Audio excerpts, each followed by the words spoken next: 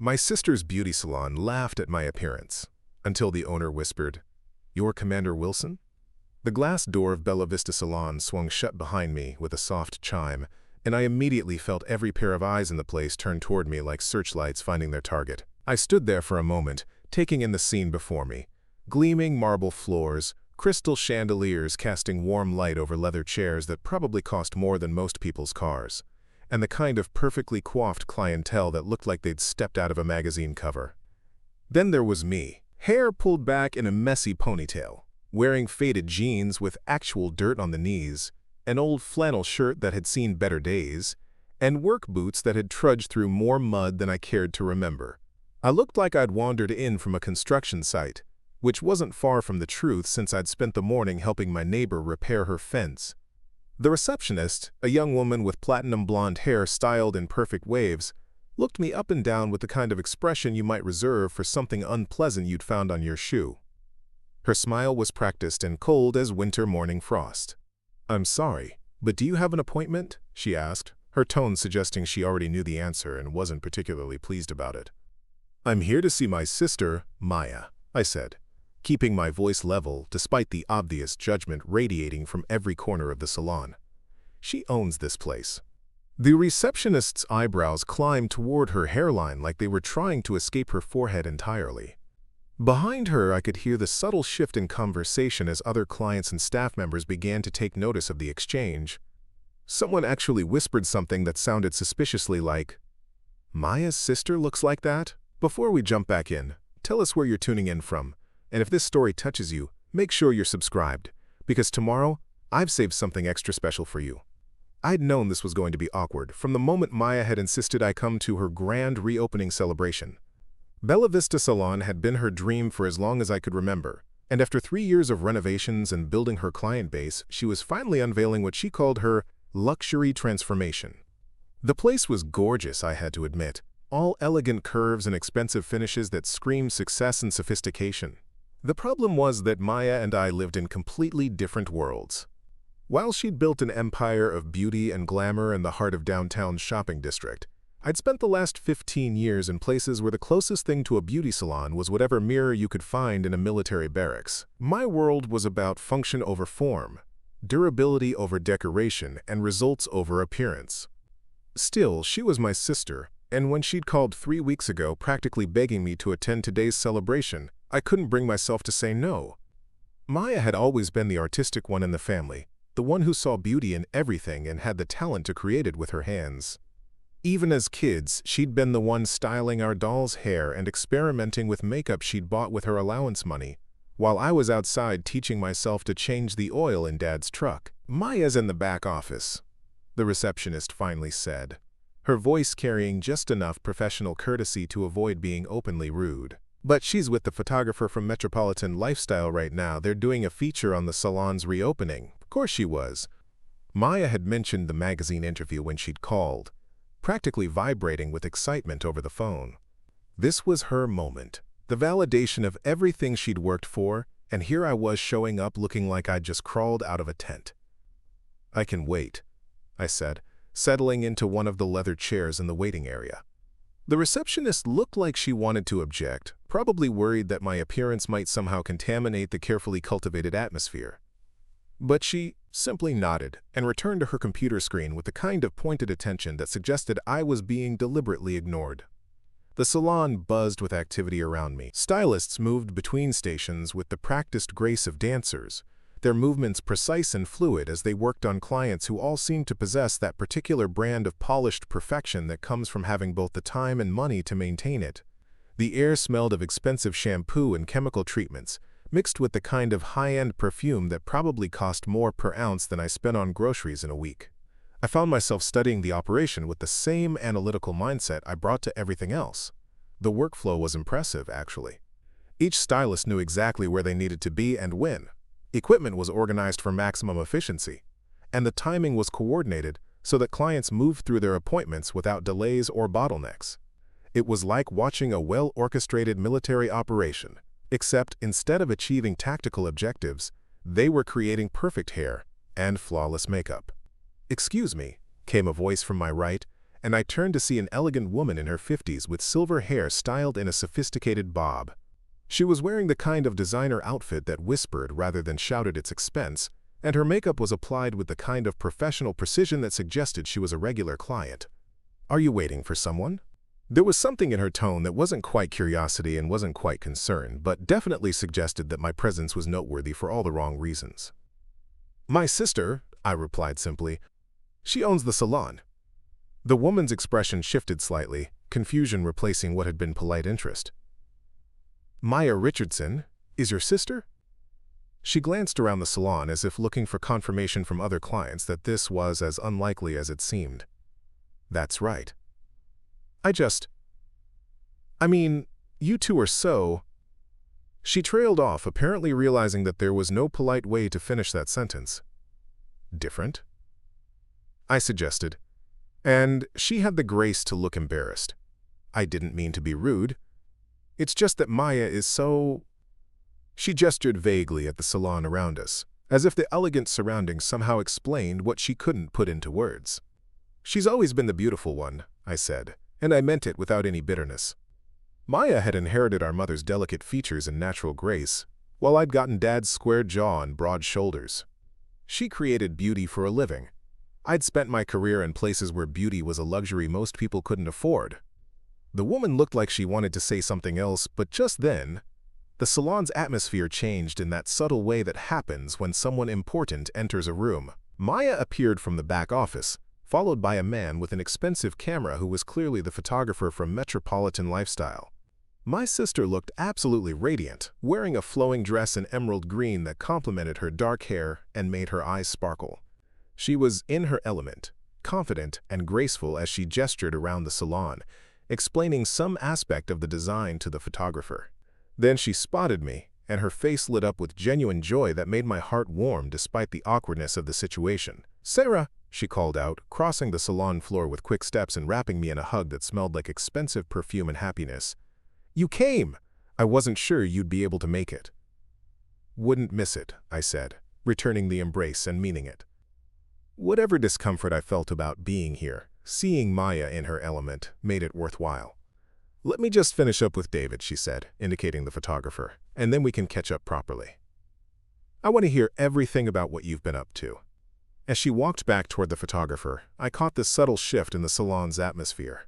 Conversations that had been flowing smoothly suddenly became more subdued, and I could feel the weight of curious glances from clients and staff alike. The elegant woman who'd been talking to me looked between Maya and me with an expression of frank bewilderment, as if she was trying to solve a puzzle that didn't quite add up. I settled back into my chair and pulled out my phone, figuring I could at least look occupied while Maya finished her interview. The salon continued to operate around me with that same efficient precision I'd noticed earlier, but I was aware of being watched, evaluated, and found wanting by the sophisticated clientele who clearly couldn't understand how someone like me could be related to someone like Maya. That's when everything changed. The first sign of trouble was subtle, just a slight shift in the quality of the light coming through the salon's front windows. I glanced up from my phone and noticed that the bright afternoon sun had dimmed slightly, as if clouds were moving in. But it wasn't clouds that caught my attention. It was the sound. Every veteran knows that sound, the low-frequency rumble that seems to come from everywhere and nowhere at once. It starts as a vibration you feel in your chest before you actually hear it, and it means aircraft. Big aircraft, flying low and fast. I was on my feet before I had consciously processed what I was hearing, my body responding to 15 years of training while my mind was still catching up. The rumble was getting louder, and there was something wrong about it. Military aircraft didn't fly this low over downtown areas unless something was very, very wrong. "Everyone stay calm," I said, my voice cutting through the salon's ambient chatter with an authority I hadn't used in months. The conversations around me stopped abruptly as every head turned in my direction. That's when the first shock wave hit. It wasn't an explosion, exactly, but the kind of atmospheric disturbance that happens when something very large and very fast displaces a lot of air very suddenly. The salon's windows rattled in their frames, the chandeliers swayed on their chains, and several clients let out startled exclamations. "What was that?" someone called out, their voice rising with the edge of panic that I'd heard too many times before. I was already moving toward the front windows, my mind running through possibilities and protocols even as I tried to assess the situation outside. The street beyond the salon's elegant storefront had transformed in seconds from a peaceful shopping district to something approaching chaos. People were stopping on the sidewalks, looking up at the sky with expressions of confusion and growing alarm. Cars were slowing down, some pulling over to the curb as drivers tried to figure out what was happening. Through the windows, I could see the source of the disturbance. Two military helicopters, flying in formation at an altitude that was definitely not standard for urban areas. They were moving fast, their rotors chopping the air with the distinctive sound that had first caught my attention. But there was something wrong with their flight pattern, something that made my stomach clench with recognition. One of the helicopters was trailing smoke. "Oh my God," Maya breathed from somewhere behind me. "Sarah? What's happening?" Before I could answer, the situation escalated. The damaged helicopter's flight pattern was becoming increasingly erratic, and I could see it losing altitude, even as the pilot fought to maintain control. The smoke trail was getting thicker, and the aircraft was falling behind its companion. I'd seen this before, in places where the stakes were measured in lives rather than property damage. I knew what was coming next, and I knew we had maybe 60 seconds to prepare for it. "Everyone move away from the windows," I commanded, my voice carrying the kind of absolute authority that comes from having made life-and-death decisions under pressure. "Now, get to the back of the salon and stay low." The elegant clientele stared at me with expressions of shock and confusion, as if they couldn't quite process the transformation from disheveled intruder to commanding presence. The receptionist started to protest, probably about to question who I thought I was to give. Preparing and narrating this story took us a lot of time, so if you are enjoying it, subscribe to our channel. It means a lot to us. Now back to the story. Orders in her workplace. "Move!" I shouted, and this time they moved. There's something about genuine command presence that transcends social conventions and appearances. When someone speaks with the voice of absolute certainty, people respond instinctively, even if they don't understand why. The salon erupted into controlled chaos as clients and staff members scrambled toward the back of the building, some still clutching their phones as they tried to process what was happening. Maya was at my side in seconds, her face pale but composed. "Sarah, what do you need me to do?" "Get everyone into the supply room," I told her, my eyes still tracking the helicopters through the window. Solid walls, no windows, away from the street. "And call emergency services. Tell them we have military aircraft in distress over downtown." She nodded and began herding people toward the back of the salon with the kind of calm efficiency that reminded me why I'd always been proud of her. Maya might live in a world of beauty and elegance, but she had the same steady nerves that ran in our family. The damaged helicopter was losing altitude faster now, and I could see the pilot fighting to maintain control as the aircraft descended toward the shopping district. The second helicopter was maintaining its position, probably radioing for emergency assistance, but there wasn't much they could do except watch and hope their companion could find a safe place to put down. That's when I realized where the damaged aircraft was heading. The shopping district's central plaza was directly across from the salon, a wide open space surrounded by fountains and decorative trees. It would be the logical choice for an emergency landing, the only area with enough clear space to accommodate a military helicopter. But the plaza wasn't empty. Even from my position in the salon, I could see people scattered across the open area, some sitting on benches, others walking along the pathways, all of them apparently unaware of the crisis developing above their heads. I made a decision that would have been unthinkable for most people, but felt completely natural given my background and training. I turned away from the window and headed for the salon's front door. "Sarah, where are you going?"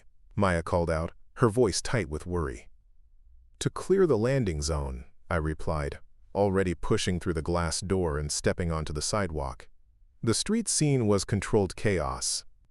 People were pointing at the sky, some taking photos with their phones, others standing frozen in confusion as they tried to understand what they were witnessing. The sound of the helicopters was much louder out here, a rhythmic thunder that seemed to vibrate through the concrete beneath my feet. I took a deep breath and stepped into the middle of the plaza. "Everyone needs to clear this area immediately," I shouted, my voice cutting through the noise and confusion. "Military aircraft coming in for emergency landing. Move back to the sidewalks now." A few people looked at me with expressions of disbelief. I was still wearing my dirty jeans and flannel shirt, Still looked like someone who had no business giving orders to anyone. But there was something in my voice, in the way I carried myself, that suggested I knew exactly what I was talking about. "Who are you to tell us what to do?" demanded a man in an expensive suit who was standing near one of the fountains, his phone held up as he tried to record the helicopters.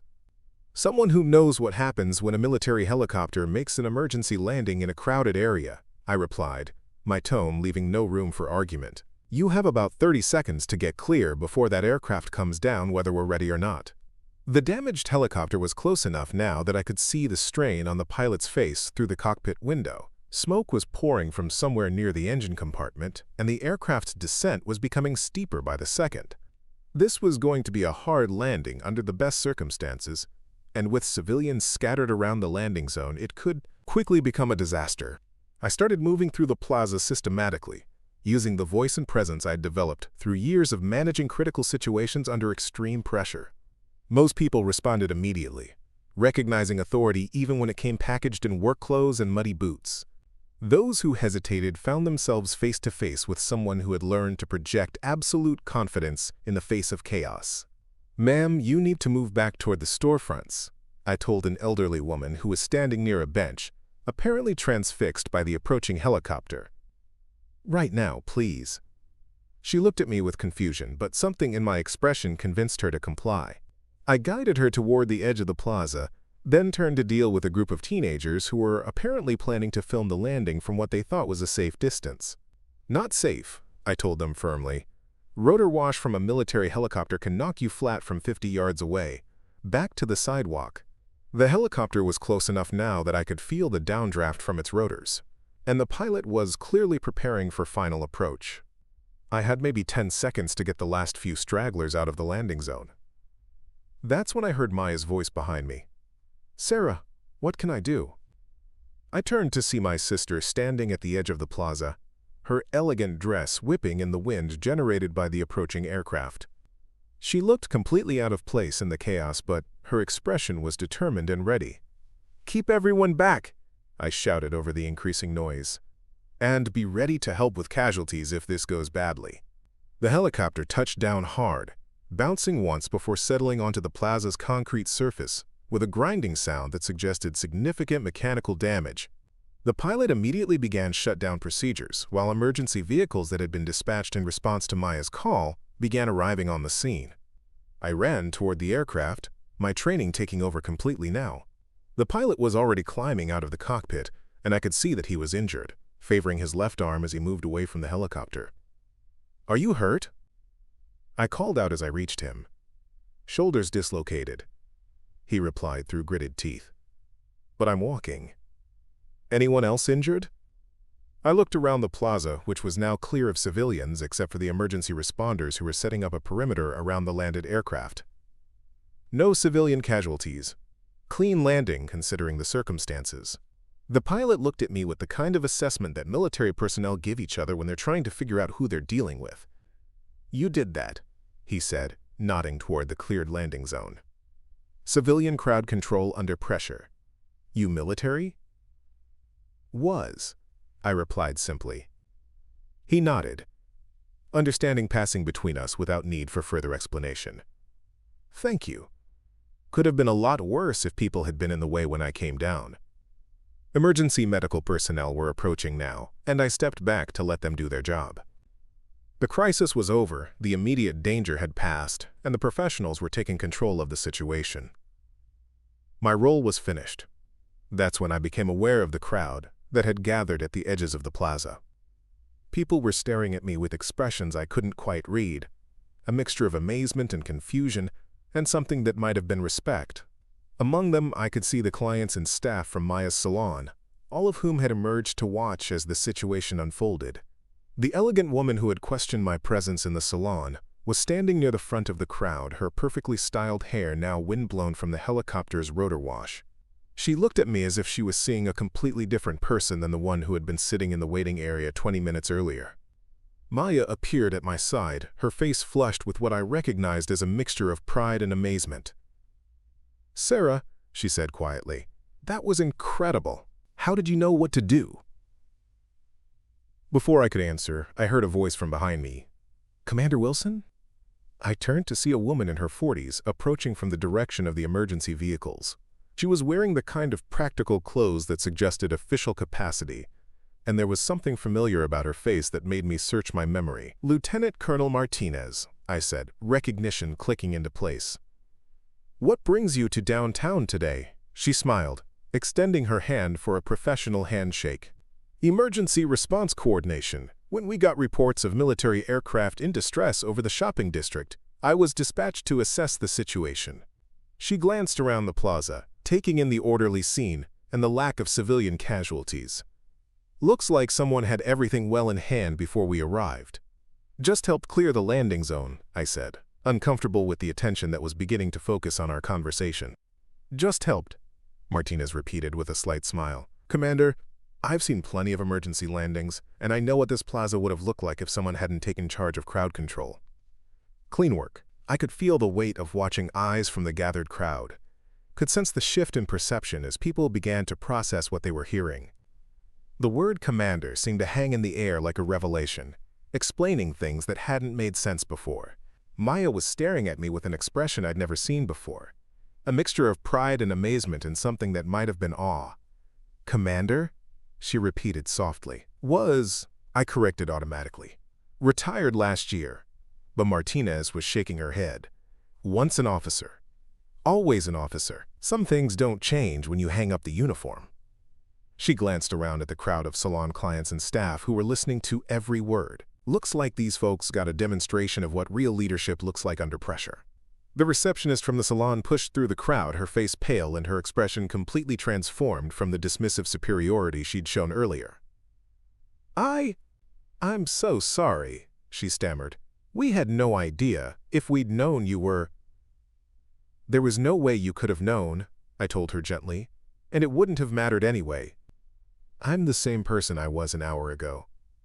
But even as I said it, I knew it wasn't entirely true. Something had changed in the last 20 minutes, not in who I was, but in how these people saw me. The woman who had walked into Bella Vista Salon in muddy boots and work clothes was the same woman who had just coordinated an emergency response in downtown Plaza. But the context had shifted everything. Lieutenant Colonel Martinez excused herself to coordinate with the other emergency responders, and gradually the crowd began to disperse as the immediate excitement faded. The helicopter would need to be moved, reports would need to be filed, and the normal rhythm of the shopping district would eventually reassert itself. But Maya stayed by my side, and I could see that she was still processing what she'd witnessed. "Commander Wilson," she said finally, testing the words like she was trying them on for size. "All these years, and you never told me. You never asked what my rank was," I pointed out. "You knew I was in the military. You knew I did logistics and operations management. The title doesn't change the job." She looked at me with an expression that was part admiration and part exasperation. "Sarah, you coordinated emergency response for natural disasters. You managed supply lines for overseas operations. You were responsible for the safety and welfare of thousands of people." She gestured toward the plaza where maintenance crews were already beginning to assess the helicopter. "And you just proved that all that training and experience didn't disappear when you retired." I followed her gaze to where the damaged aircraft sat in the middle of the plaza, surrounded by emergency vehicles and technicians. The crisis was over, but the afternoon had changed. Something fundamental in how the people around me understood who I was and what I was capable of. "I'm still the same person who showed up here in dirty jeans," I said. Maya smiled, linking her arm through mine as we began walking back toward the salon. "Yes, you are. But now everyone else knows what I've always known about my big sister. You're someone who steps up when people need help, whether it's fixing a neighbor's fence or clearing a helicopter landing zone." As we approached Bella Vista Salon, I could see the clients and staff members watching our approach with expressions that were completely different from the dismissive glances I'd received earlier. The elegant woman who had questioned my presence was holding the door open, her smile genuine and welcoming. "Commander Wilson," she said as we passed through the entrance, "thank you for what you did out there. I hope you'll accept my apology for earlier. I made assumptions that were completely unfair." "No apology necessary," I told her. "You couldn't have known." But as I settled back into the same leather chair I'd occupied before the emergency began, I realized that something fundamental had shifted in the salon's atmosphere. The whispered conversations and sideways glances had been replaced by respectful nods and genuine smiles. The receptionist brought me a cup of coffee without being asked, her manner completely transformed from the cool professionalism she'd shown earlier. Maya disappeared into her office for a few minutes to reschedule the appointments that had been disrupted by the afternoon's excitement, and when she returned, she was carrying a photo that I recognized from our childhood. "Do you remember when this was taken?" she asked, settling into the chair beside me. It was a picture of the two of us at about 8 and 10 years old, standing in front of Dad's workshop. Maya was wearing a frilly dress and had ribbons in her hair, while I was covered in grease stains from helping Dad work on the truck engine. We both looked happy, comfortable in our different roles, but clearly sisters. "I remember," I said. "You were getting ready for some school function, and I was learning how to change spark plugs. Even then, you knew how to fix things that were broken," Maya said softly. "You just did it in your own way, in your own clothes, without needing anyone to notice or praise you for it." I looked around the salon, taking in the elegant surroundings and the sophisticated clientele, who were now treating me with a respect that had nothing to do with my appearance and everything to do with what they'd witnessed in the plaza. "You built something beautiful here," I told her, "and you did it your way, creating the kind of place where people can feel elegant and confident and special. That matters just as much as what I did out there today." Maya smiled, squeezing my hand. "Different skills, same family values. We both learned how to take care of people, just in different ways." As the afternoon wound down and the salon returned to its normal rhythm, I found myself reflecting on the strange turns life can take. An hour ago, I'd been the out-of-place sister who clearly didn't belong in this world of beauty and sophistication.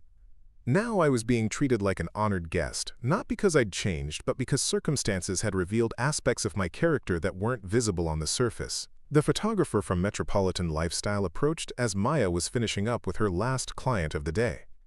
"Excuse me, Commander Wilson, I'm David Chen from the magazine.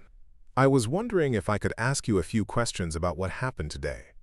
It would make an interesting addition to our feature on the salon." I started to decline, but Maya caught my eye and smiled. "Actually, David, I think that would be perfect. The story isn't just about the salon. It's about the people who make this community special. My sister represents the kind of quiet heroism that we see every day but don't always recognize." As I answered David's questions about emergency response and military training, I realized that Maya was right. The story wasn't about the dramatic moment when everything changed. It was about the everyday reality that we often overlook. People carry their training, their experience, and their character with them wherever they go, even when those qualities aren't immediately visible to the outside world. The salon's clients and staff members listened as I explained the basics of crowd control and emergency response, and I could see genuine interest in their faces. These weren't people who were impressed by military rank or dramatic rescues. They were people who had gained a new appreciation for the idea that competence and character come in many different packages. When the interview was finished and the salon was preparing to close for the day, the elegant woman who had first questioned my presence approached me one final time. "Commander Wilson," she said, "I learned something important today about making assumptions based on appearances. I hope you'll come back to the salon again soon, not as Maya's out-of-place sister, but as someone we'd be honored to serve." I thanked her for the invitation, and as Maya and I walked out of Bella Vista Salon together, I realized that the afternoon had taught me something as well. I'd spent the months since my retirement feeling somewhat disconnected from civilian life, unsure of where my military training and experience fit into a world that seemed focused on very different priorities. But today had shown me that the skills I developed over 15 years of service didn't become irrelevant when I hung up the uniform. Leadership, crisis management, the ability to remain calm under pressure and take decisive action when circumstances demanded it. These weren't just military skills. They were human skills that had value in any context. Maya linked her arm through mine as we walked toward the parking garage where I'd left my truck. "So, big sister, what did you think of my grand reopening celebration?" I looked back at the salon, its elegant storefront now glowing warmly in the early evening light. Through the windows, I could see the staff cleaning up from the day's excitement, their movements efficient and coordinated as they prepared for tomorrow's appointments. "I think," I said finally, "that it was exactly what both of us needed. You got to show off the beautiful space you've created, and I got reminded that who we are doesn't change just because we're wearing different clothes or operating in different environments. Maya smiled, squeezing my arm. Next time you come by, though, maybe we could do something about that ponytail. I have some ideas that would really bring out your eyes. I laughed, realizing that some things would never change between us, and that was exactly how it should be. Maya would always be the sister who saw beauty in everything and everyone, including her mud-covered, ponytail-wearing sibling. And I would always be the sister who fixed things when they were broken, whether that meant helicopter engines or emergency situations or the occasional fence. As we reached my truck, I realized that the afternoon had given me something I hadn't expected, a new understanding of how my past experience could contribute to my present life.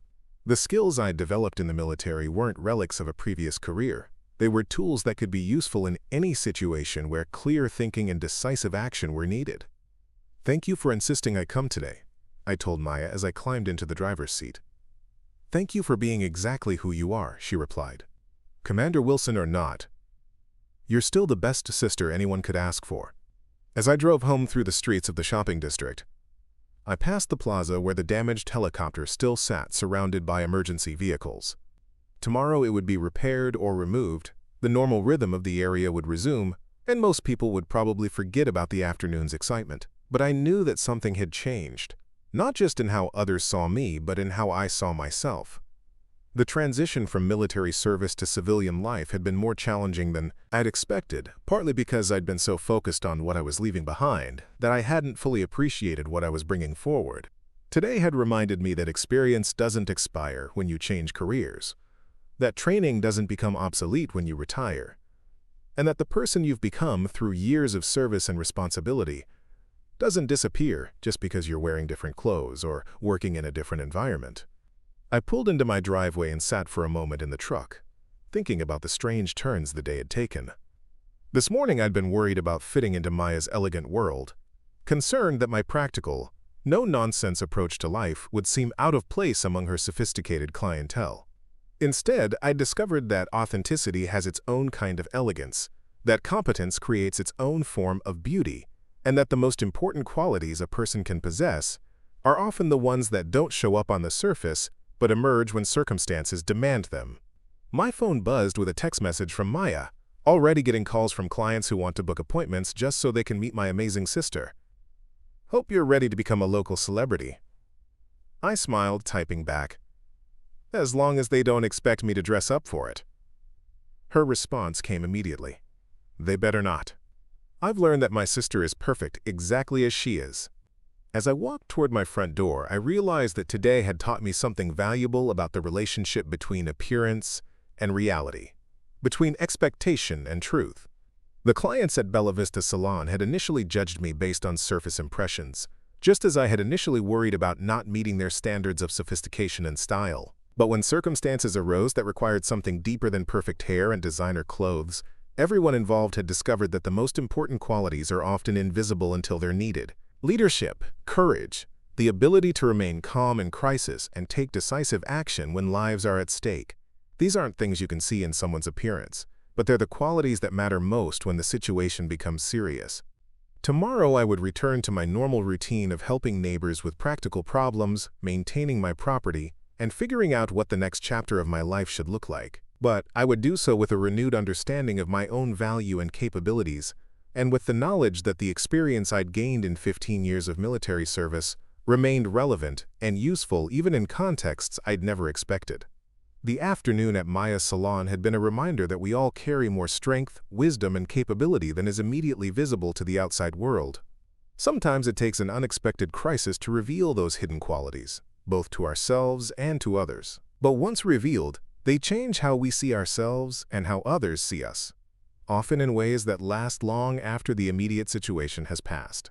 As I unlocked my front door and stepped into the familiar comfort of my own home, I felt a sense of satisfaction that had nothing to do with recognition or praise, and everything to do with the knowledge that when circumstances had demanded it, I had been ready. I had stepped up, used my training and experience to help others, and made a difference in a situation where leadership was needed. That, I realized, was what service really meant. Not the uniform or the rank or the formal recognition, but the willingness to use whatever skills and experience you possess to help others when help is needed, regardless of the context or circumstances. And if that service happened to take place in an elegant beauty salon while wearing muddy work boots, well, that just proved that heroism comes in all different packages. And the most important battles are often fought by people whose qualifications aren't immediately visible to the watching world. The call came at 6:30 the next morning, jolting me awake with the kind of urgent ringing that immediately puts your nervous system on high alert. I reached for my phone with the automatic response of someone who had spent years being available for emergencies at any hour, my mind already shifting into the focused clarity that comes from too many early morning crisis calls. "Commander Wilson?" The voice was unfamiliar but carried the crisp professionalism that marked it as official business. "This is Captain Jennifer Walsh from the Emergency Management Coordination Center. I apologize for calling so early, but we have a situation that requires your expertise." I sat up in bed, fully awake now despite the hour. "What kind of situation?" "We have a multi-vehicle accident on Interstate 75, about 15 miles south of the city. Chemical spill involved, possible hazardous materials, and the initial response teams are having difficulty coordinating efforts due to the complexity of the scene. Your actions yesterday at the helicopter incident have come to our attention, and we're hoping you might be willing to assist with incident command coordination." I was already reaching for the clothes I'd laid out the night before, my mind automatically shifting into operational planning mode. How many agencies are involved? Fire, police, state patrol, hazmat specialists, and emergency medical services from 3 different counties, plus environmental response teams and DOT personnel. It's turning into exactly the kind of multi-agency coordination challenge that requires someone with experience managing complex operations. 20 minutes later, I was driving through the pre-dawn darkness toward a situation that would test every leadership skill I'd developed over 15 years of military service. The accident scene was visible from miles away, a cluster of flashing lights that painted the early morning sky in alternating patterns of red, blue, and amber. As I got closer, I could see the full scope of the challenge that awaited.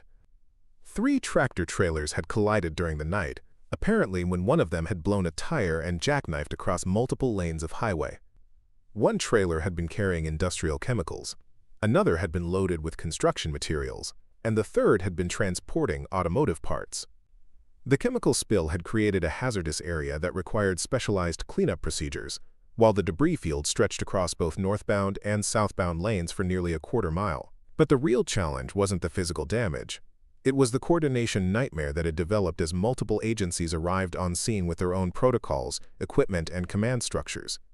I could see it immediately as I approached the temporary command post that had been established in the median strip. Too many people trying to manage too many different aspects of the response without a clear, unified structure. Captain Walsh met me at the perimeter, her relief evident as she briefed me on the situation. "We've got good people here, all with solid expertise in their areas, but nobody with experience coordinating this level of multi-agency response.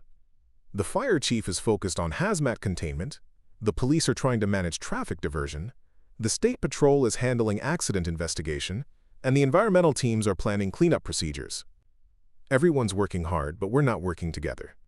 I surveyed the scene with the analytical mindset that had served me well in overseas operations, where coordination between different military units, civilian agencies, and local authorities was essential for mission success.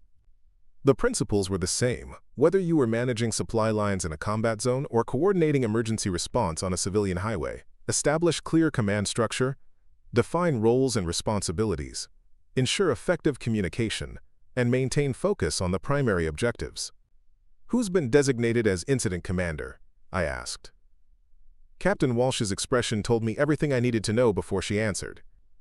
Technically, it should be the fire chief since hazmat is involved. But the police captain arrived first and established the initial perimeter. The state patrol lieutenant is claiming jurisdiction over the highway, and the environmental response team leader says his agency has authority over chemical spill cleanup. Everyone's operating under their own protocols. I nodded, recognizing the classic coordination breakdown that happens when competent professionals with overlapping responsibilities arrive at a complex scene without a clear, unified command structure. It was exactly the kind of situation that military incident command training was designed to prevent. "I'll need to speak with each of the team leaders individually first," I told Captain Walsh. get a clear understanding of their capabilities, resources, and primary concerns.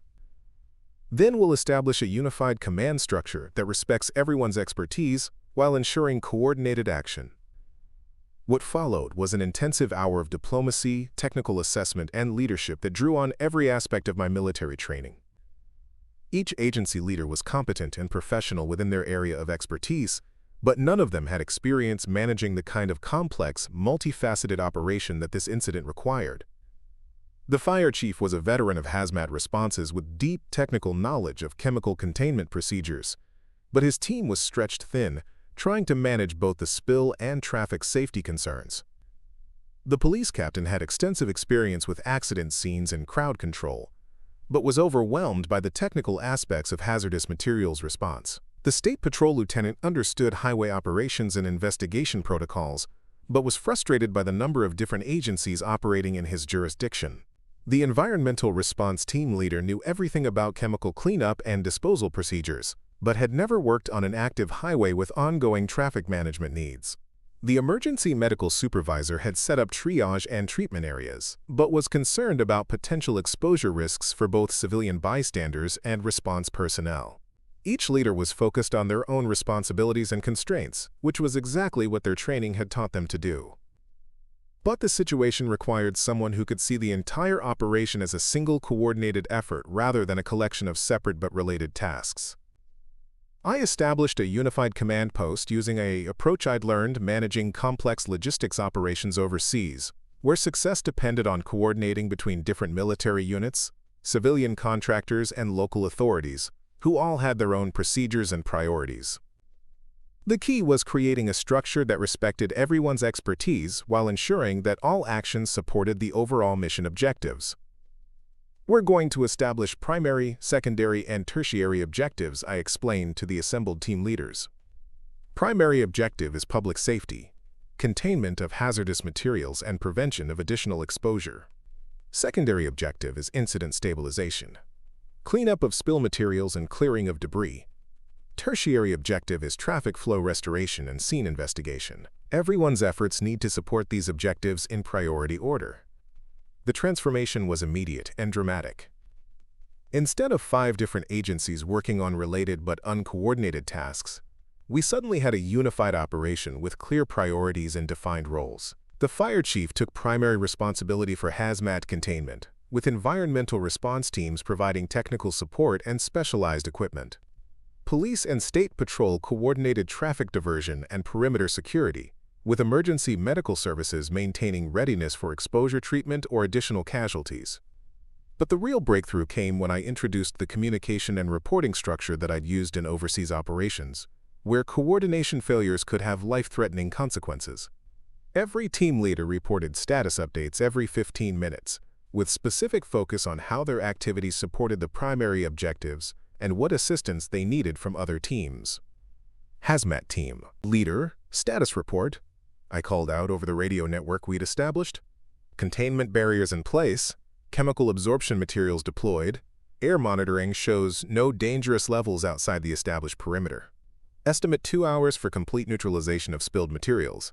Requesting coordination with cleanup teams for debris removal as we complete each section.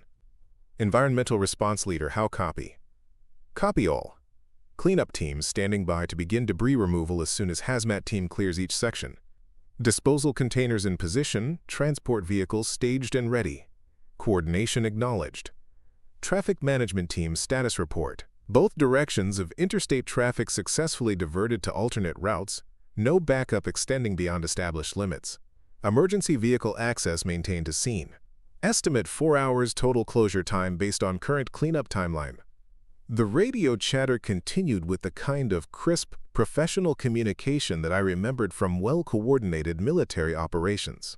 Each team knew exactly what they were responsible for, how their work fit into the larger mission, and when to expect support or coordination from other teams. More importantly, everyone understood that they were part of a unified effort rather than separate agencies competing for resources and authority. The fire chief wasn't just managing hazmat containment, he was enabling the environmental teams to complete cleanup operations efficiently. The police weren't just directing traffic. They were ensuring that cleanup teams could work safely while maintaining public access to emergency services. As the morning progressed and the operation moved through its planned phases, I found myself reflecting on how similar this was to the logistics coordination work I'd done in my military career. The specific technical details were different, but the fundamental challenge was identical: bringing together different groups with specialized skills and getting them to work as a unified team toward common objectives. The breakthrough moment came around 10 o'clock, when the hazmat containment reached a point where environmental cleanup could begin in earnest. Instead of waiting for the fire team to complete their entire section before beginning debris removal, we were able to establish a coordinated sequence where cleanup teams worked directly behind containment teams, with traffic management and investigative personnel following in planned rotation. "This is incredible," Captain Walsh told me as we watched the coordinated operation from the command post. "I've never seen multiple agencies work together this smoothly on a complex incident. Usually it takes hours just to establish who's in charge of what." I watched as crews moved through the accident scene with the precision of a choreographed performance, each team knowing exactly when to advance, when to yield to other teams, and how their work contributed to the overall mission success. It was the kind of operational efficiency that comes from clear command structure and unified objectives. "It's the same principles whether you're coordinating military units or civilian agencies," I explained. "People want to do good work and contribute to mission success. They just need clear direction about how their efforts fit into the larger picture." By noon, the interstate was fully reopened to traffic, the chemical spill had been contained and cleaned up according to environmental safety standards, and the accident investigation had been completed with minimal disruption to ongoing cleanup operations. What could have been a day-long disaster that backed up traffic for 50 miles and required massive resource deployment had been resolved in under 6 hours with coordinated efficiency. But the real impact of the morning's work became clear when I arrived back at my house and found my phone buzzing with messages and missed calls. Word of the highway incident response had spread through the emergency management community with the kind of rapid communication that happens when professionals recognize exceptional competence. The first call was from the county emergency management director, asking if I would be willing to join their volunteer emergency response team as a coordination specialist. The second was from the state patrol commander, inquiring about my availability for incident command training for their supervisory personnel. The third was from the regional FEMA coordinator, wondering if I might be interested in temporary consulting work for large-scale disaster response planning. Maya called while I was listening to the 7th voicemail message, her voice bubbling with excitement and pride. "Sarah, you're not going to believe this. The magazine article about the salon came out online this morning, and they featured you as much as they did the salon itself. They're calling you a hidden hero, and talking about how people with military experience transition to civilian life while maintaining their commitment to public service." I pulled up the article on my laptop while she talked, reading through David Chen's write-up of the previous day's events. He had managed to capture both the dramatic moments of the helicopter emergency and the deeper story about assumptions, appearances, and hidden strengths. But what struck me most was how he had framed the incident as an example of the valuable skills that veterans bring to civilian communities, often in ways that aren't immediately visible or recognized. "There's more," Maya continued. "The salon has been getting calls all morning from people who want to book appointments, but also from local news stations who want to interview you about emergency response and veteran transition issues. And somebody from the mayor's office called asking if you'd be interested in joining the city's emergency preparedness committee." I sat back in my chair, processing the sudden transformation in how the community was perceiving me and my potential contributions. 2 days ago, I had been an anonymous retired veteran trying to figure out how to apply my military experience to civilian life. Now I was apparently being recognized as a valuable resource for emergency management and community preparedness. The irony wasn't lost on me. For months since my retirement, I had been struggling with a sense of disconnection from the civilian world, unsure of where my skills and experience fit into a community that seemed focused on very different priorities. I had been concerned about my appearance at Maya's elegant salon because I felt like I didn't belong in that sophisticated environment. But when crisis situations had arisen that required leadership, coordination, and calm decision-making under pressure, my military training and experience had proven immediately relevant and valuable. The same skills that had made me effective in overseas operations were exactly what was needed for civilian emergency response. The phone rang again, and this time it was Lieutenant Colonel Martinez calling from the Emergency Management Center. Commander Wilson, I wanted to thank you personally for your assistance with the highway incident this morning. Captain Walsh tells me the coordination was flawless, and we completed the operation in about half the time we would normally expect for an incident of that complexity. Just applied standard incident command principles, I replied. Good people doing good work, they just needed unified direction. That's exactly the kind of thinking we need more of in civilian emergency management, Martinez said. Which brings me to why I'm calling. We're developing a regional training program for multi-agency incident response, and we'd like you to consider leading the curriculum development and instruction.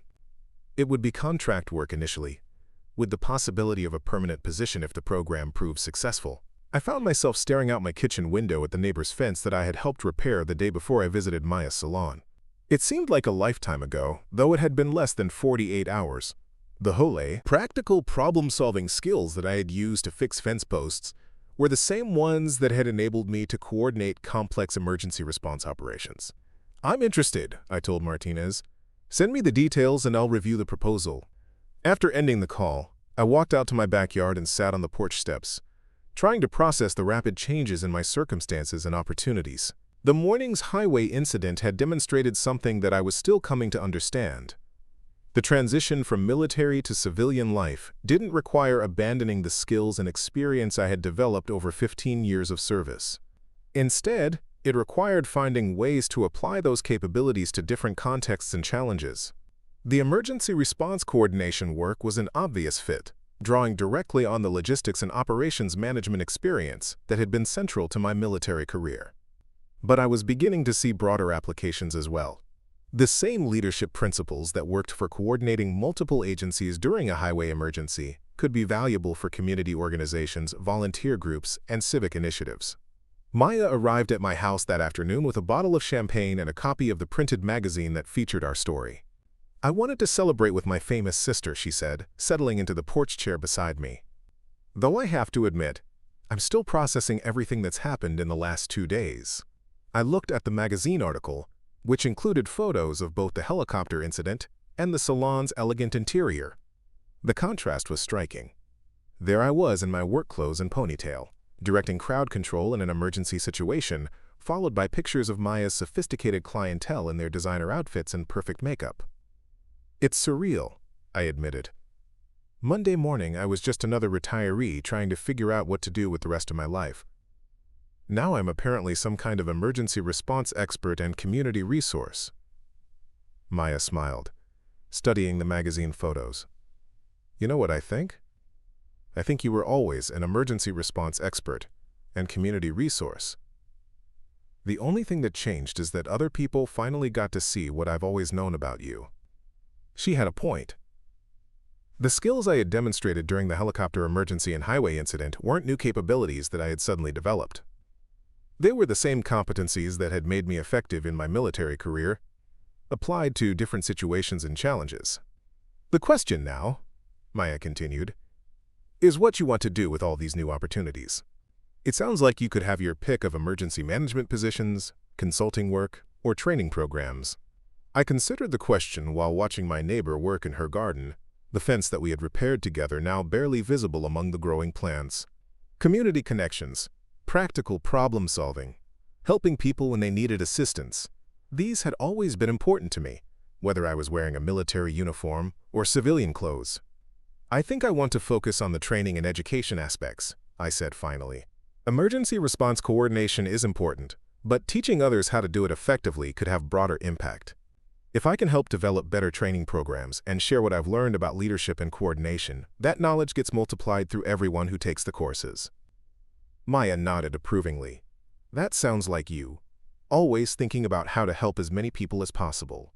Over the following weeks, I found myself drawn into a world of emergency management and community preparedness that I had never expected to encounter as a civilian. The training program development work with Lieutenant Colonel Martinez turned out to be exactly the kind of challenging, meaningful project that I had been hoping to find in retirement. The program was designed to address a critical gap in civilian emergency response: the lack of standardized training for multi-agency coordination during complex incidents. Most emergency responders were excellent within their specialized areas, but had limited experience working with other agencies under unified command structures. I drew heavily on the incident command training I had received in the military, but adapted it for civilian contexts, where the participants came from different organizational cultures and had varying levels of experience with coordinated operations. The challenge was creating training scenarios that were realistic enough to be valuable, but accessible enough for participants with diverse backgrounds. The first pilot training session was held at the County Emergency Services Facility, with participants from fire departments, police agencies, emergency medical services, environmental response teams, and emergency management offices throughout the region. I had been nervous about how civilian first responders would react to military-style coordination principles, but their response exceeded my expectations. "This is exactly what we've needed," one fire chief told me during a break. "We're all good at our individual jobs, but we've never had systematic training for working together during major incidents. The unified command structure makes so much more sense than everyone trying to coordinate on the fly." The success of the training program led to additional opportunities that I hadn't anticipated. The mayor's office did indeed invite me to join the city's Emergency Preparedness Committee, where my role was to help develop coordination protocols between municipal agencies and volunteer organizations.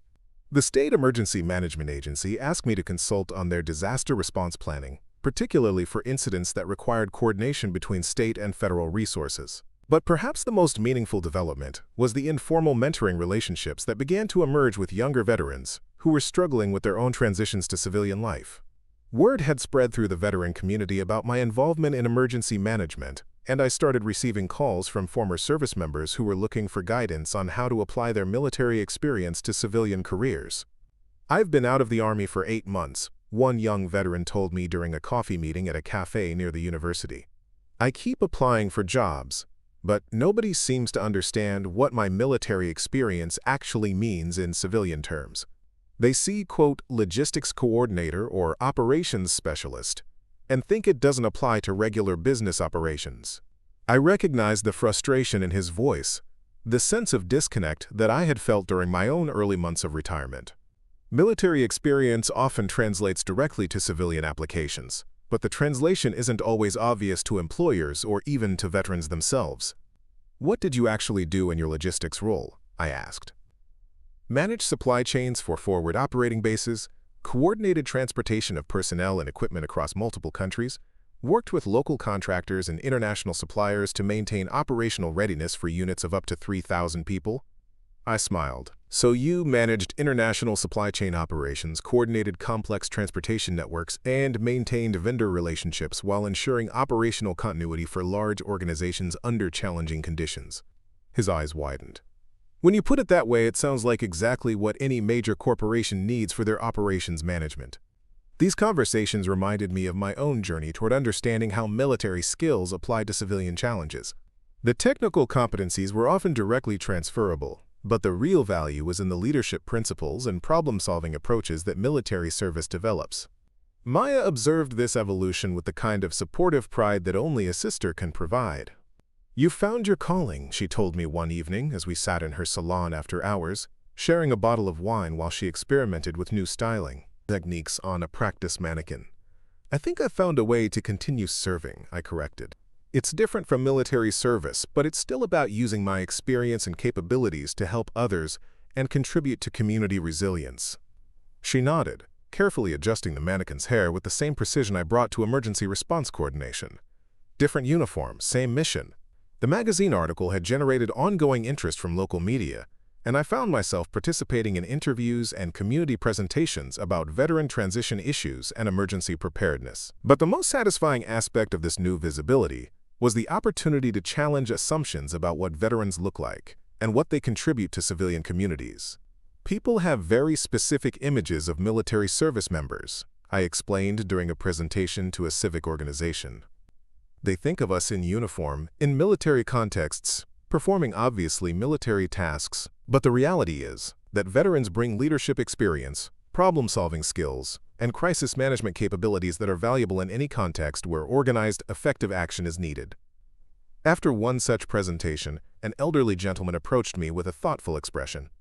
"You know, I served in Vietnam, and I've never thought about my military experience the way you describe it. I came home and went to work in a factory, and I always felt like my Army service was just something I did when I was young. not something that had ongoing relevance to my civilian life. "What did you do in the Army?" I asked. "Squad leader. Infantry. Responsible for 12 men in combat conditions." "So you were a frontline supervisor with life-and-death responsibility for team performance under extreme pressure," I said. "That's leadership experience that most civilian managers never develop." He stood quietly for a moment, processing this reframing of his military service. "I never thought of it that way. I was just doing my job." "We're all just doing our jobs," I replied. "But some jobs develop capabilities that have lasting value, even when we move on to different work." These interactions reinforced my growing understanding of the broader purpose behind my emergency management work and veteran mentoring activities. It wasn't just about applying my own skills to new challenges. It was about helping others recognize and value the capabilities they had developed through their service and experience. The training programs continued to expand, with requests coming from other states and regions that wanted to implement similar multi-agency coordination curricula. I found myself traveling regularly to conduct training sessions and develop customized programs for different types of emergency response scenarios. But I always returned home to the community where this transformation had begun, where Maya's salon had become an unexpected catalyst for discovering how my military experience could contribute to civilian life. The elegant clients who had initially judged me based on my appearance had become some of my strongest supporters, recommending my training programs to their own professional networks and civic organizations. "It's funny," Maya observed one afternoon as we watched news coverage of a flood response operation that was using coordination principles from our training program. "A year ago, you were worried about fitting into my world of beauty and elegance. Now you've created your own world where competence and effectiveness are the most beautiful qualities of all." I thought about that observation as I prepared for another training session, gathering materials and reviewing scenarios that would challenge participants to think beyond their individual specialties toward unified operational objectives. Maya was right that I had found my own space in the civilian world, but it was a space that honored both our different approaches to serving others. She created beauty and confidence through her salon work, helping people feel their best and present themselves with grace and style. I helped create safety and resilience through emergency preparedness, enabling communities to respond effectively when crisis situations demanded coordinated action. Different methods, different environments, but both focused on making life better for the people around us. And both requiring the willingness to look beyond surface appearances, to recognize the strength and potential that exists in every person and every community. As I loaded my truck with training materials for the next day's session, I realized that the transformation that had begun in Maya's salon was still continuing. Each training program, each mentoring conversation, each emergency response coordination assignment was adding new dimensions to my understanding of how military experience could contribute to civilian life. The woman who had walked into Bella Vista Salon in muddy boots and work clothes was the same woman who was now recognized as an expert in emergency management coordination. The only difference was context and opportunity, the chance to demonstrate capabilities that had always existed but hadn't been visible in previous circumstances. Tomorrow would bring new challenges, new opportunities to apply lessons learned from 15 years of military service to civilian situations that required leadership, coordination, and calm effectiveness under pressure. And I would face those challenges with the same confidence I had brought to clearing a helicopter landing zone, knowing that competence and character matter more than appearances, and that the most important service often happens when nobody is watching or keeping score. But tonight I was content to sit on my porch and reflect on the unexpected journey that had brought me from feeling disconnected from civilian life to finding meaningful ways to continue serving my community. The neighbor's fence that I had helped repair still stood straight and strong, a reminder that the most valuable work often involves fixing things that are broken and helping others when help is needed, whether that means repairing fence posts or coordinating emergency response operations. 2 years after Hurricane Clara, I stood in the same plaza where I had first coordinated an emergency helicopter landing, watching a group of high school students practice crowd control techniques as part of their community service learning project. The plaza had been rebuilt with improved drainage and emergency vehicle access, incorporating lessons learned from both the helicopter incident and the hurricane evacuation operations. The students were participating in a youth emergency preparedness program that had grown out of the community workshops I had been conducting. What had started as informal education sessions for adults had evolved into a comprehensive program that taught young people practical emergency response skills while building their confidence and leadership capabilities. Remember, clear communication is more important than loud communication. I called out to the students as they practiced directing people away from a simulated hazard area. Project confidence and authority through your voice and posture, not through volume. Watching these teenagers learn coordination and leadership skills reminded me of my own journey from military service to civilian emergency management. They were developing capabilities that would serve them well throughout their lives, whether they pursued careers in public safety or simply became more engaged and prepared members of their communities. The youth program had become one of my most rewarding activities, partly because it represented a long-term investment in community resilience. These students would graduate with practical knowledge about emergency preparedness, leadership experience from coordinating group activities, and confidence in their ability to help others during challenging situations. But the program also provided opportunities for me to refine my teaching methods and develop new approaches to emergency management education. Working with young people had taught me to explain complex concepts more clearly, to use hands-on activities that reinforced theoretical knowledge, and to emphasize the practical applications of emergency preparedness skills. Ms. Wilson, why do we practice these scenarios if we might never actually need to use them? Asked Jennifer, one of the juniors who had emerged as a natural leader during the training exercises. For the same reason pilots practice emergency landings, even though most flights are routine, I replied. When you need these skills, you need them immediately, and you need them to work perfectly. Practice builds the muscle memory and confidence that enable you to respond effectively when situations are actually dangerous. Jennifer nodded thoughtfully, and I could see her processing the connection between training and real-world application. These were the moments that made the educational work most satisfying, when students began to understand the broader principles behind the specific techniques we were teaching. The emergency management consulting work had continued to expand over the past 2 years, with requests coming from government agencies, private companies, and nonprofit organizations throughout the country. I had worked on coordination protocols for everything from industrial accidents to natural disasters to public health emergencies, always applying the same fundamental principles of unified command, clear communication, and systematic problem-solving.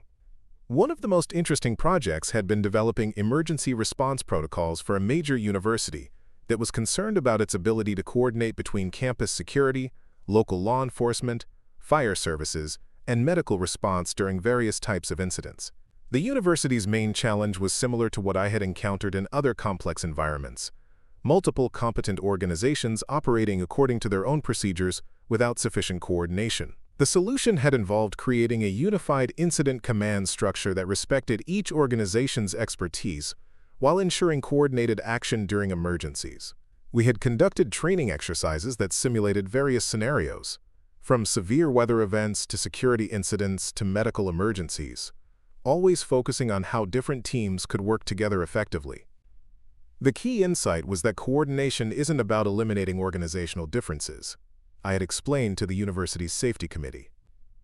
It's about creating structured ways for different organizations to work together while maintaining their individual strengths and capabilities. The university project had been successful enough to generate interest from other educational institutions, leading to additional consulting opportunities and the development of specialized training programs for campus emergency management. But more importantly, it had reinforced my understanding of how coordination principles applied across different contexts and organizational structures. Maya had become one of my strongest supporters and most valuable collaborators over the past 2 years. Her salon had become an unofficial community hub for emergency preparedness activities, hosting workshops, serving as a meeting place for volunteer coordinators, and providing a comfortable environment where people felt safe discussing their concerns and questions about emergency planning. I never imagined that a beauty salon would become a center for emergency preparedness education, Maya had told me recently as we prepared for another community workshop. But it makes sense in a way. People trust this environment, they feel comfortable here, and they're more willing to engage with serious topics when they're in a space that feels welcoming and non-threatening. Her observation had made me think about the importance of context and environment in emergency management education. Traditional approaches often involved formal classroom settings or official government facilities that could feel intimidating or bureaucratic. Maya's salon provided a different kind of space where people could learn about emergency preparedness without feeling like they were being lectured or tested. The combination of her social skills and my technical expertise had proven effective for reaching community members who might not have participated in more formal emergency preparedness programs. Maya had a natural ability to make people feel comfortable and engaged, while I could provide the technical knowledge and practical guidance they needed to develop effective emergency plans. But perhaps the most significant development over the past 2 years had been the recognition that emergency management coordination skills were valuable far beyond traditional disaster response scenarios. I had begun working with business organizations, community groups, and nonprofit agencies that needed help coordinating complex projects and managing multi-stakeholder initiatives. The same principles that worked for coordinating hurricane evacuations proved equally effective for managing large-scale community events, coordinating volunteer activities for social service organizations, and helping businesses develop continuity plans for various types of operational disruptions. I hired you to help us improve our emergency response procedures, the director of a regional healthcare network had told me after a 6-month consulting engagement. But what you actually did was teach us how to coordinate more effectively across all our operations. The communication protocols and unified command principles have improved our day-to-day operations as much as our emergency preparedness.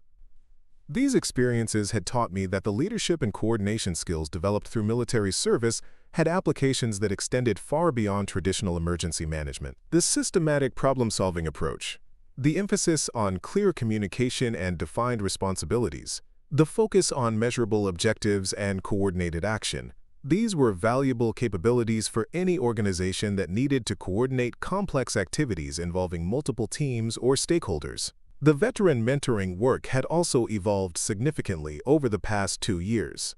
What had started as informal conversations with individual veterans had grown into a structured program that connected former service members with civilian career opportunities in emergency management, public safety, logistics, and organizational leadership.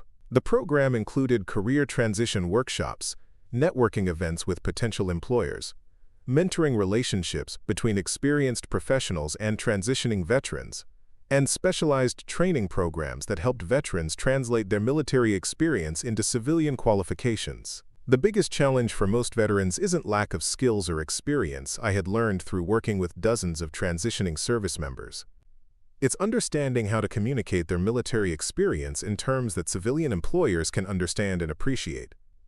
Marcus Thompson, the former Navy logistics specialist I had met during one of my early career transition workshops, had become a success story that illustrated the potential for veterans to contribute to civilian emergency management. After completing additional training in emergency management principles, he had been hired by a major metropolitan area to coordinate regional disaster response planning. Your guidance about translating military experience made all the difference, Marcus had told me during a recent conversation. When I learned to describe my Navy logistics work as, quote, complex multi-platform supply chain management with real-time resource allocation requirements, suddenly civilian employers understood exactly what I could do for their operations. Marcus had become one of several veterans who were now working in civilian emergency management roles, creating a network of professionals who understood both military coordination principles and civilian operational requirements. This network had become valuable for sharing best practices, developing new approaches to emergency management challenges, and mentoring additional veterans who were interested in similar career transitions. The community preparedness workshops had grown from informal gatherings in Maya's salon to a comprehensive program that reached thousands of people throughout the region.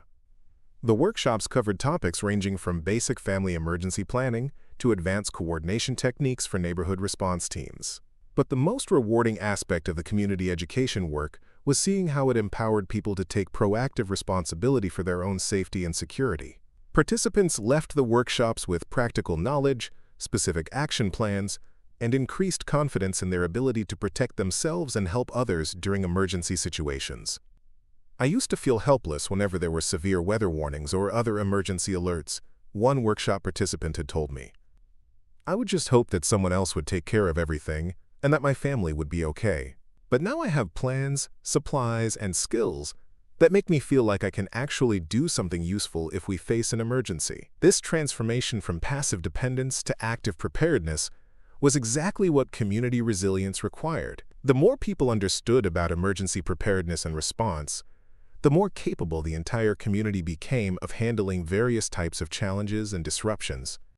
On this particular afternoon in the plaza, as I watched the high school students complete their training exercise, I reflected on the journey that had brought me from feeling disconnected from civilian life to finding meaningful ways to continue serving others.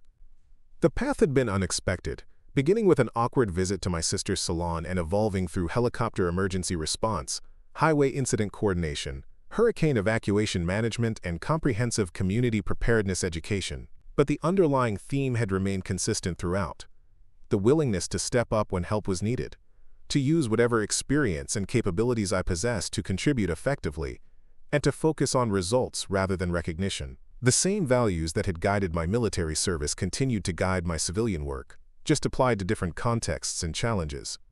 The students finished their exercise and gathered around for debriefing, their faces showing the satisfaction that comes from successfully completing a challenging task. They had learned practical skills that might prove valuable in future emergency situations, but more importantly, they had gained confidence in their ability to lead others and contribute positively during stressful circumstances. "What did you learn today that you didn't know before?" I asked the group.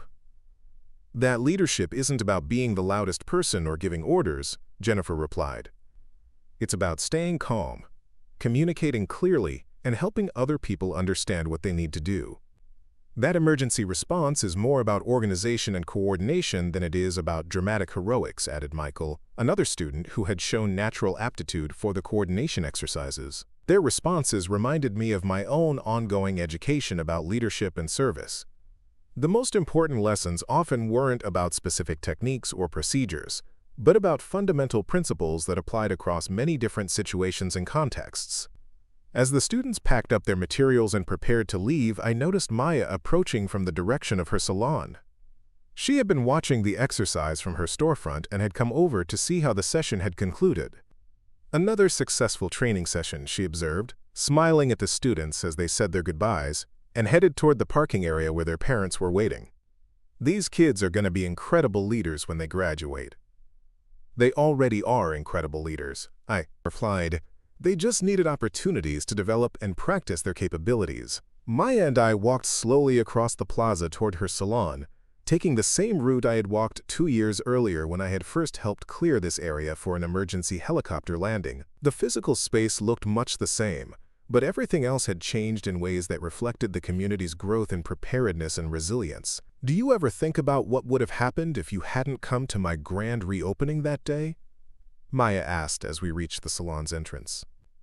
I considered the question, thinking about the chain of events that had followed from that initial awkward visit. The helicopter emergency, the highway incident coordination, the hurricane evacuation management, the development of training programs and community preparedness initiatives. All of it had grown from that single afternoon when circumstances had revealed capabilities that hadn't been visible before. "I think I would have found some way to continue serving," I said finally. "Maybe not in emergency management specifically, but in some capacity that used my experience to help others. The military training and leadership experience don't disappear when you retire. They just need the right opportunities to be applied." Maya nodded thoughtfully. "But it might have taken much longer for you to find those opportunities if you hadn't been in exactly the right place when that helicopter needed to make an emergency landing." She was probably right. The helicopter incident had provided a dramatic demonstration of capabilities that might otherwise have remained hidden or taken years to be recognized and appreciated.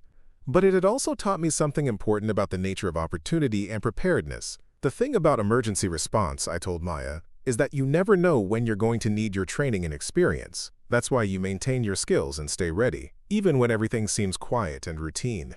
When the moment comes that requires leadership and coordination, you need to be prepared to step up immediately."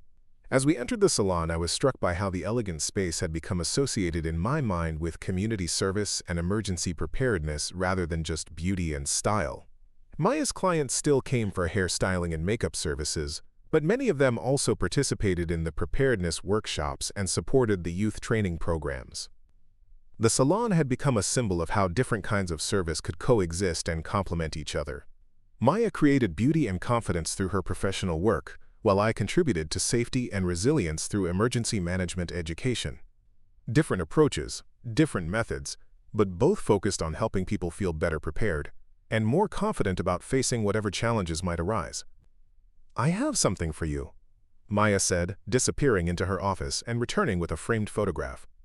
It was a picture from the day of the helicopter landing, showing me directing people away from the plaza while the damaged aircraft approached for its emergency landing. Where did this come from? I asked, studying the image that captured a moment I remembered vividly but had never seen from this external perspective. One of the photographers from the news media took it, Maya explained.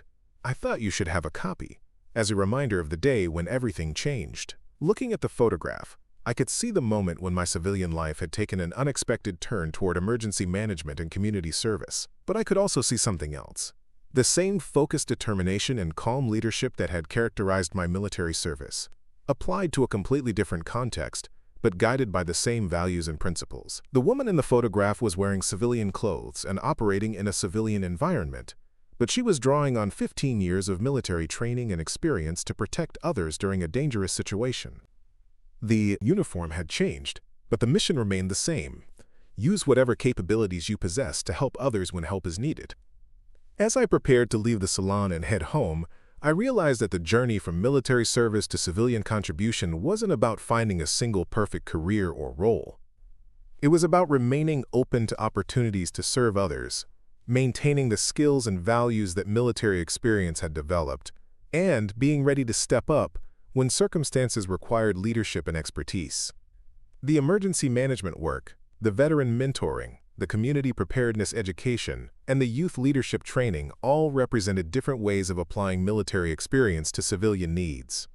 But they all shared the same fundamental purpose: helping others develop the capabilities they needed to protect themselves and contribute positively to their communities.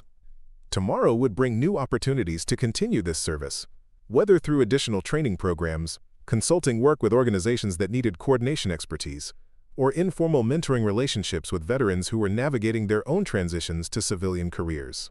The specific activities might vary, but the underlying mission remained constant: use your experience, training, and capabilities to help others succeed and to make your community more resilient and prepared for whatever challenges might arise.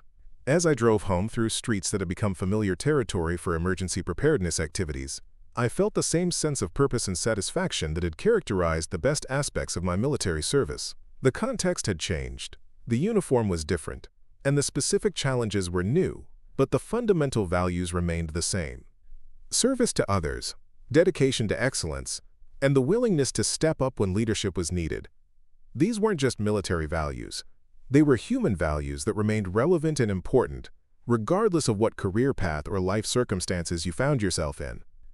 The woman who had once worried about fitting into her sister's elegant salon had discovered that authenticity, competence, and dedication to serving others were valued in any environment where genuine contribution was needed. Whether coordinating emergency responses, teaching preparedness skills, or mentoring transitioning veterans, the same principles applied. Focus on the mission, use your capabilities effectively, and measure success by the positive impact you have on others. Some people wear military uniforms, others wear civilian clothes, but when circumstances require leadership and expertise, only one thing matters: can you do the job when people are depending on you? The answer, I had learned, depends not on what you're wearing or what title you hold, but on whether you're prepared to use your experience and capabilities to help others when help is needed most. Up next, you've got 2 more standout stories right on your screen. If this one hit the mark, you won't want to pass these up. Just click and check them out.